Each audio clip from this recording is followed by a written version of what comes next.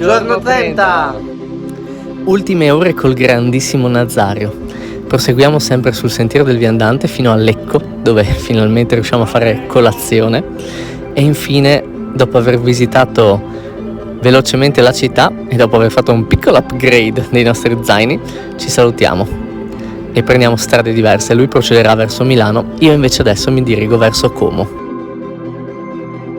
Preso alla sprovvista dal diluvio, vengo salvato da 2 signore che si fermano in auto per regalarmi un ombrello e dopo poche ore torna il sereno. Giusto il tempo per raggiungere Anzano del Parco, dove un'altra persona mi raggiunge e mi porta del sushi. Buonissimo.